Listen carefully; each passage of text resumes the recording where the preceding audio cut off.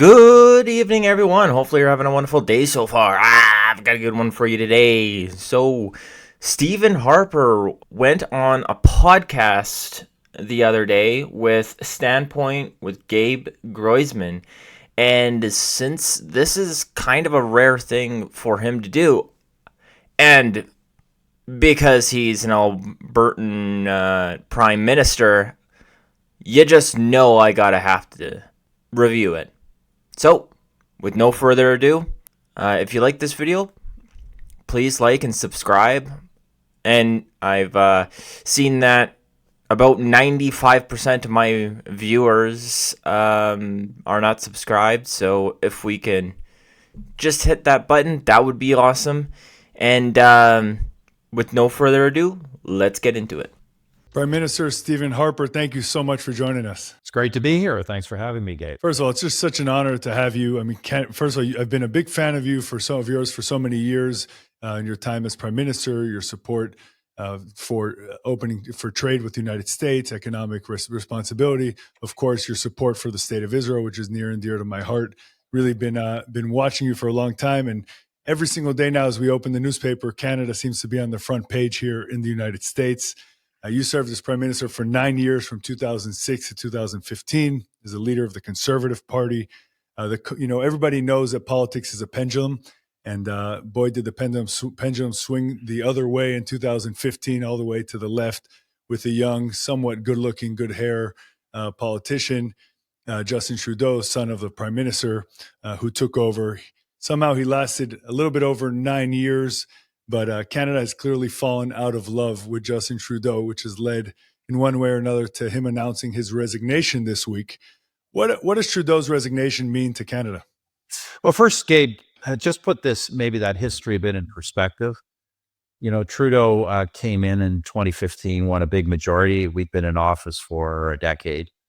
But he really ran as a centrist, didn't run as a far leftist, tried to convince everybody that all the things they liked about our government would be maintained and a few things would be changed. Of course, the government then went to the far left almost immediately and has since lost its majority in Parliament in 2019.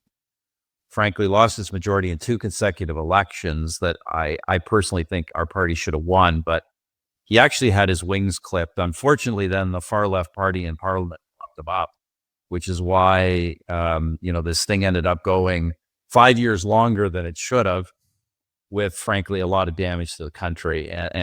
Look, I'm obviously a biased source, but I think if you look at the economic statistics, the damage is undeniable. So, that's the situation we're in. Obviously bad news, but the good news is that a consequence of this has been that Canadians are really ready for a pretty significant change.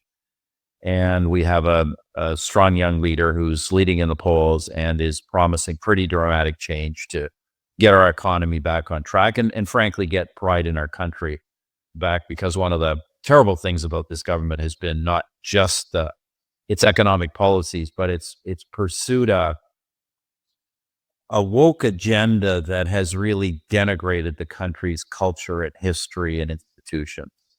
And I think Canadians, if anything, they've reacted more strongly against that than even the economic results. It's interesting. We're seeing that kind of... So yeah, back in 2015, from what I can remember, as possible Trudeau voter myself. I didn't, but I was on the edge. He ran on legalizing marijuana, which he did do at the tail end of his first term and under a lot of scrutiny by his voters. He promoted himself as like the cool new guy on the block, and all the conservatives were old, out of touch rich people. And a very, very big one was student loan forgiveness is another thing he ran on, and he never mentioned it again. Now, the federal student loans already you didn't have to pay interest on, but I would have hoped he would have increased the amount you could take out so you didn't have to bank on provincial student loans, where those are the ones that compile interest. So he pretty much only capitalized on marijuana, and that's it. Anyways, let's continue. Kind of swing all over the world where people were rejecting that sort of leftist wokist ideology and saying, "Hey, how about us? Right? Focus on the people here and not on the fringes." Pierre Poilievre is a really interesting character. Seems to be have tapped into the voice of young conservatism all over the world. Maybe with his social media, and but maybe also just how he deals with the media from in almost a very eloquent but also aggressive manner, which people react positively to all over. How much do you think Trudeau's resignation has to do with the rise of Pierre versus the problems he was having within his own party? It seems like he's trying to blame it all on his internal struggles. I do think, look, I do think more often than not, governments defeat themselves. And I certainly think that the plummeting of Justin Trudeau popularity is really primarily about his government, which has become very unpopular because all of the results of that government are bad. I mean, virtually everything has been bad. It isn't just the economy. It isn't just the anti-Canadian culture, but it's also just Gabe. Canadian public services are not functioning properly. Our federal government has never really fully come back to work from COVID.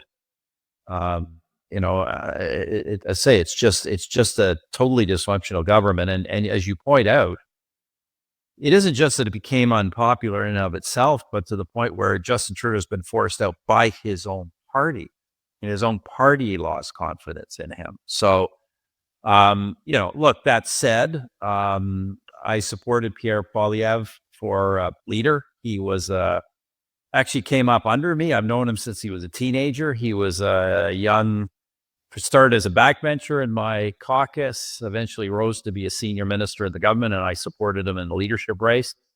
And, he has done a great job of mobilizing a big segment of Canadian public opinion against the Trudeau government, giving them an alternative, and quite frankly, starting to paint a picture of a very different agenda for the country. So I think he also deserves credit, but, say Trudeau largely did it to himself, but I do think Pierre deserves a lot of credit, and I'm very, very confident that he will be the next prime, or I should say that he will be the next government, not the next prime minister. Liberals will choose.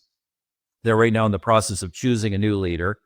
That leader will likely be prime minister for a few weeks, because the first thing the leader will have to do is either call Parliament back or call an election. And if he calls Parliament back, the government will almost certainly be defeated in the House, which in the parliamentary system means the government can't continue. It means it has to call an election. So either call an election by choice or he'll be forced to call one. And then we'll have an election. And right now, Pierre is leading by 25 or more points. That gap will narrow, of course.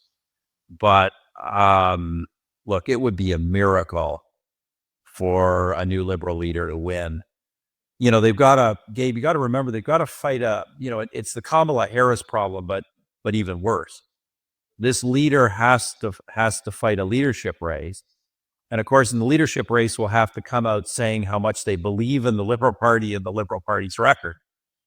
And then almost immediately go into an election where nobody wants that record to continue. And so the person's in an impossible situation. They have no time to set a new direction. Not only no time to set a new direction, they've got to actually, in many ways, affirm the current direction. And I just don't see. I'm a political practitioner, as you know, not just former prime minister. I chair the Global Federation of Conservative Parties. I watch politics around the world. It's just hard for me to imagine how they could reframe the government that's so unpopular and make themselves electable in the space of a few weeks. It would require a miracle on their part and some kind of disaster on our part. And Pierre is a smart enough politician. I just don't see those things happening. Yeah, well, we need lots of miracles. That's definitely not. Yeah, and Trudeau, well, this is the fortunate for the Conservatives and unfortunate for them, is Trudeau framed pretty much his whole cabinet around him. So he was very upfront in the media all the time, and his cabinet members weren't really. I mean, Chrystia Freeland was, but she sort of needed to be. But there's no real minister that has that sort of gung-ho 2015 Trudeau energy for the Liberal Party, and that's what they need in an election now. And when Stephen Harper is talking about the services breaking down, we just got a CBC article today saying that in January alone, and January just started, in Edmonton, we have 45,000 people going to food banks.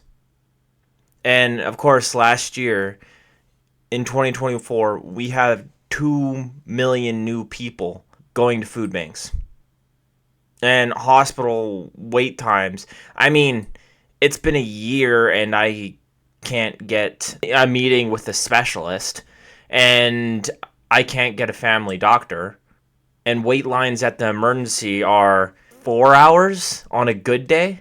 So, hey, if little Jimmy breaks his leg, he's going to be in pain for a long while before he gets to see a doctor. One that we need. Right.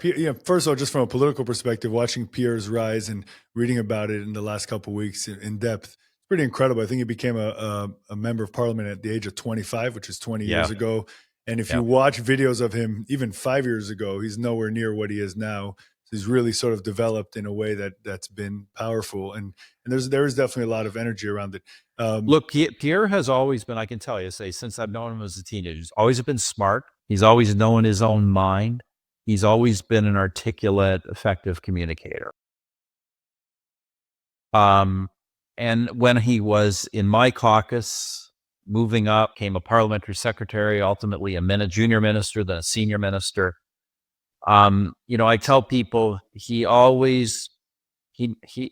only always performed well in every job that I gave him, he always got better. Which is, I say, one of the criteria I used to have to evaluate people.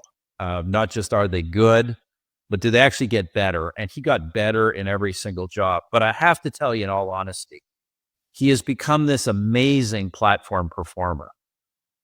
Just holds audiences of thousands and thousands spellbound with his delivery and stage presence. I never saw that capacity in him even 10 years ago. I mean, with all the improvement I saw, he was always articulate, a good speaker. But he has just become an incredible platform performer. And he is the first politician in Canada, not just first Conservative. I think he's the first politician in Canada who's really social media age. He's understood. Certainly my team, to be blunt, never really got into the social media age. He not only has got into it, he's perfected it. And his social media videos and presence has far bigger audiences than the traditional media in Canada, which is why he can ignore them or even from time to time attack them. He doesn't need them. Of course, they're not going to help him. But, to the extent they are the real opponent, and they are the real opponent, I mean, I shouldn't discount Mr. Trudeau too much. He did win 3 elections, but my view is he was never that great a politician. He just had this incredible media conglomerate behind him that, quite frankly, erased his every error, promoted his every asset, quite frankly, misrepresented his opposition, just literally propaganda. And so that's what he's relied on. That's not going to be good enough anymore. Those voices have lost their control of the public opinion landscape in Canada. It's incredible. I know we're not. And I think that's a point that a lot of us don't really know is the media is not against you, but not for you. The media is more for the Liberal Party of Canada than they are for the Conservatives, which makes sense because I mean, the Liberals will give them more money, and the Conservatives won't. So, who would you back? A boss that's gonna fund you more or less? And this is the one thing I like about Stephen Harper is he's very self conscientious. He knows what his party did wrong, especially when trying to promote himself during the 2015 election, especially when that should have been a slam dunk because of a lot of what Trudeau said in the media at that time, right? He said he admired China and he had a lot of other things should have been going against him back then. He said that deficits balance themselves and everything like that, and still won. And in my point of view, and it kind of seems like in Harper's point of view too, is it's because they didn't really play the social media game that well. They kind of went the old school route with rallies and some mainstream media stuff, but uh, as as a person in college, I mean, I didn't really pay attention to mainstream media at that time. I was on YouTube most of the time. So, Pierre Poilievre, I think the strongest thing he's done is he's capitalized on mainstream media. And, we're just your neighbor just to the south, but incredible to hear those issues being highlighted in Canada, because as you know, they're almost identical issues that we have here in the United States. And the more you dive in as you do to politics all over the world is getting much smaller. So the same problems and dynamics that we have in our countries, we see all over the world, always with a little bit of a twist, whether it's the parliamentary system or you have a statewide media there, which is a little bit different than us. But it's pretty much the same Yeah, look, issue. you see the dynamics everywhere. Same media dynamics, same cultural dynamics in Canada. Um, uh, I think what's different, if I can be blunt, Pierre Poilievre, although he has a populist style and has certainly caught the populist wave, and by the way, the trend around the world is the Conservative parties now represent less affluent voters. This is a complete change from when I was a young guy. When I was a young guy, generally speaking, the wealthier you were, the more likely you were conservative. Nowadays, everywhere, the more wealthy you are, the more likely you're liberal. And so that's, that was changing when I was in politics, when I was prime minister. I in fact repositioned our party as a populist conservative party. But that trend has really continued now. The working classes in Canada are overwhelmingly conservative. Elites are overwhelmingly not conservative, often anti-conservative. And so that's all changed. So Pierre's caught that wave. Pierre is a populist by style. He comes from a middle-class family. But he is a much more, to be blunt, Gabe, he's a much more orthodox conservative than Donald Trump. And he's a much more disciplined campaigner. And he is, frankly, much more of I think will prove to be much more of a disciplined administrator. He is, in many ways, in terms of substance, as opposed to style, he is actually much more of a traditional conservative politician than Donald Trump is. And Donald Trump's populism, and kind of unconventional nature is not just a matter of his performance, his campaign performance. We saw that in government. I say Pierre will be, I think, actually much more orthodox in terms of economic policy and other such things.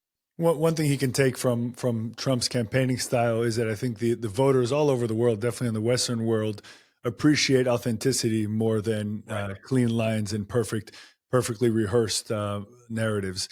When I was thinking of the switch back and forth between your government and Trudeau's government, it reminds me of when Biden got into office here. The first thing he did was reverse every executive order, almost every executive order that Trump had put into place, and kind of started from zero. What policies did you put in place that you saw kind of evaporate that you want to see come back into play in Canada if we see a victory from the Conservatives again? Well, I think there's two that really stand out on the economic front, Gabe.